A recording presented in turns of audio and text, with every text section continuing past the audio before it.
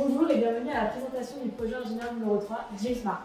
Notre projet consiste à créer un guide de préconisation pour la réalisation d'un gymnase intelligent, projet proposé par la ville de Strasbourg. Pour vous parler un peu plus du contexte, rejoignez Bastien.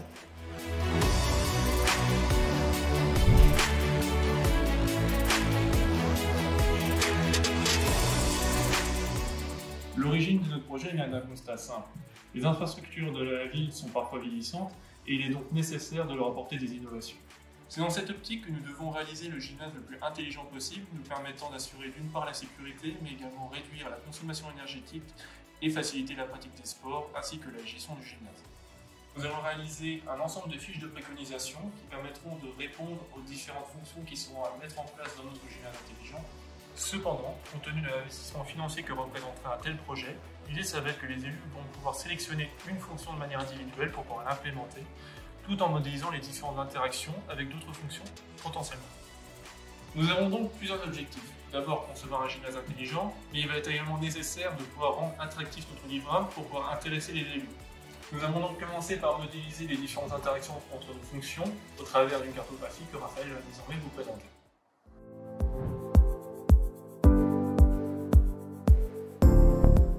La cartographie est véritablement le cœur de notre livrable. Elle représente les différents liens entre fonctions et équipements, mais également quelles fonctions sont nécessaires à la mise en place d'autres fonctions. Seule, la cartographie permet de clarifier le fonctionnement du gymnase, et c'est bien avec les fiches qu'elle prend tout son sens. Et c'est pour cette raison qu'elle a beaucoup évolué au fil du temps. Laissez-moi vous présenter par quelles étapes nous sommes passés. Nous avons identifié les fonctions qui interagissent avec le plus de fonctions. Il s'agit de téléconcierger et gérer les créneaux. Ce sont ces fonctions qui permettent d'en faire fonctionner le plus. À partir de ces deux entrées de la cartographie, nous avons procédé par groupe de fonctions liées jusqu'à aboutir à une cartographie complète, représentant 17 fonctions.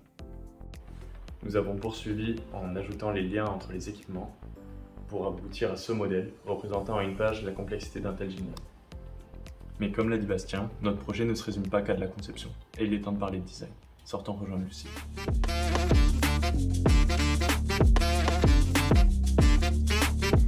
Notre démarche pour la création graphique a été de réaliser différents templates déclinables en plusieurs couleurs qu'on a ensuite proposés au client.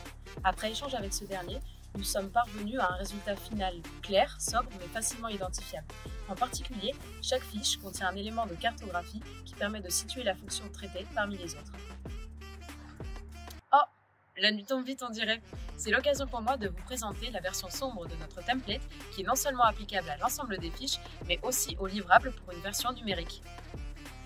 Car en effet, le design ne s'arrête pas aux fiches, il s'étend au reste du livrable et notamment aux index et aux pages introductives. Pour finir, j'aimerais mentionner que la conception graphique est prévue pour s'adapter à chacune de nos fiches. Il est en effet possible de rajouter ou de retirer certaines rubriques en fonction des spécificités de chaque fonction et des éléments à y apporter. Et en parlant d'information, il est temps d'en savoir davantage sur ce qui compose véritablement nos fiches. Pour cela, montrons voir Antoine.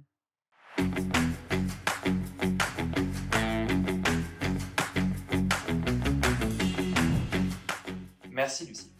Comme l'a mentionné Raphaël, le contenu des fiches doit permettre de comprendre l'ensemble des interactions entre les fonctions, mais il ne se limite pas à ça. Nous commençons par définir une fonction, en expliquant clairement ce qu'elle fait, comment elle interagit avec les équipements du gymnase et avec les autres fonctions. C'est vraiment cette étape qui vient compléter la cartographie. Nous fournissons ensuite les avantages et inconvénients propres à une fonction sous la forme d'un tableau. Le recto d'une fiche se conclut par la qualité environnementale de la fonction, si cela est pertinent. Le verso remplit un autre rôle, celui de présenter comment mettre en place sa fonction. Pour cela, nous laissons un cahier des charges simplifié et donnant des conseils sur le choix des technologies à mettre en place.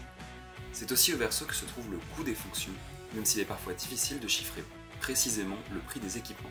Enfin, nous fournissons au lecteur des exemples de mise en place existants ou, à défaut, des entreprises capables de fournir les technologies nécessaires. Cela permettra à notre client de prendre contact avec des communes disposant déjà de ces fonctions dans des gymnases ou dans des équipements similaires. Toutes ces informations sont amenées à évoluer avec le temps, et c'est d'ailleurs un autre aspect de notre projet que de veiller à sa pérennité. Et pour parler de cela, allons voir Elodie.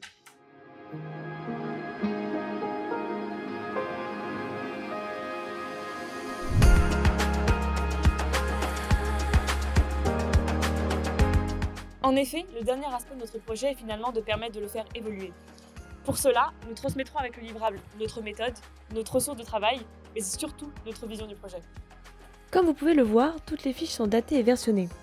Au moment de transmettre notre livrable à notre client, toutes les fiches seront à la même date et en version 1.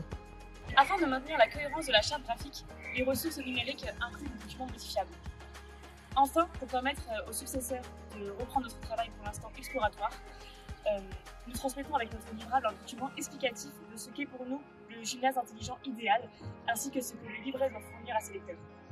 Pour conclure, nous aimerions remercier Jean-François Jacob ainsi que la ville de Strasbourg pour cette opportunité, notre encadrant Baptiste Gomez, notre coach Antonin Bourgetto, ainsi que toute l'équipe de pilotage pour leur soutien et leurs conseils.